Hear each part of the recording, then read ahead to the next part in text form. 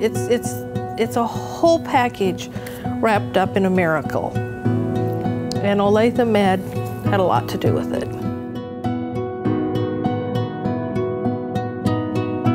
I was over at my sister's. All of a sudden, I felt like extremely weak.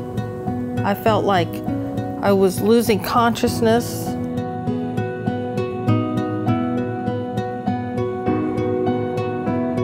Come to find out, my heart was in what's called atrial fibrillation, and it remained in atrial fibrillation for several hours.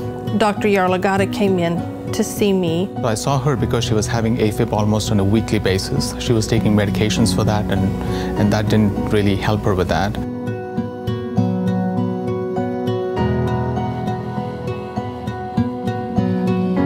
I was afraid to have my own heart worked on, but then one day Dr. Yarlagadda said to me, "Kris, if you can get it fixed, why wouldn't you just fix it?"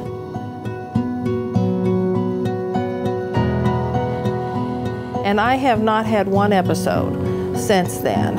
And I know that I'm healed and whole, and it's because of Dr. Yarlagadda. She said, "You know, my mother has the same thing, and she's 82 years old, so would you mind seeing her as your patient?"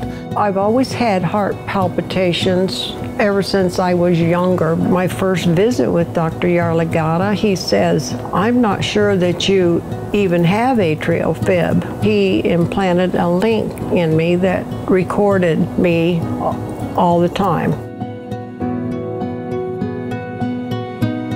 My daughter and she'd taken me down to the Kaufman to the opera on a Friday evening. The next thing I know, I was on the floor in my bathroom, and I had no idea how I had gotten there. While I was passed out on this bathroom floor, my heart had stopped 3 different times.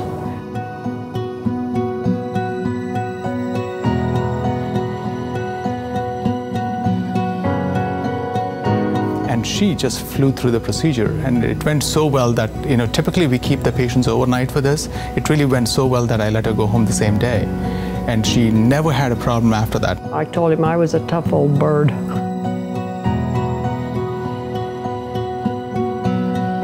I was at my house, and I get 40-pound cases of bulk chicken and was working on doing some freezer meals. I have had, at the time, a 10-month-old baby. Now she's over a year. Well, I had just spoken to Holly on the phone in the afternoon, and everything was just normal.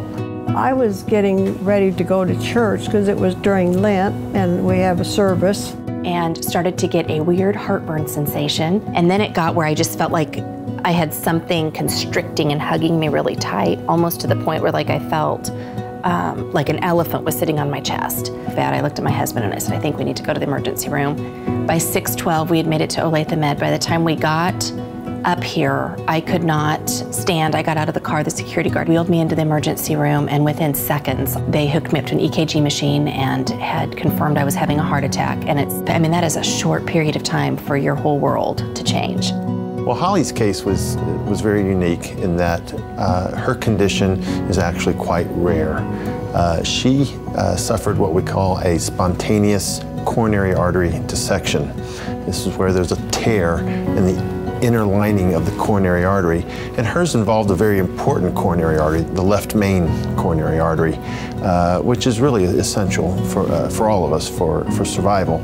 I had a 90% blockage and a 100% blockage. I had 2 blockages on the widowmaker part of my heart. It was a miracle that she even pulled through. I was told that at the time that Dr. Meurer was operating on her, that her artery was literally falling apart, collapsing as he was doing the surgery on her.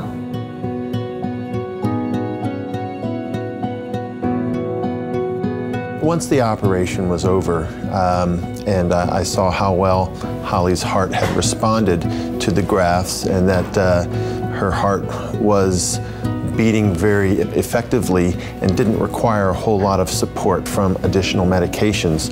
I had a feeling that she would do very well. She became to be known as the miracle patient up here at Olathe Med. I am so grateful also to Dr. Meurer and the staff here at the hospital, because if it hadn't been for them, I wouldn't have her.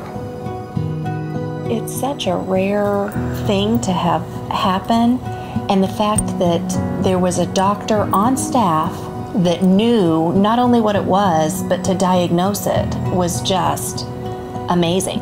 I guess I can't say enough for Olathe Med, how they comforted us as a family. Everything was perfect. It turned out so perfect.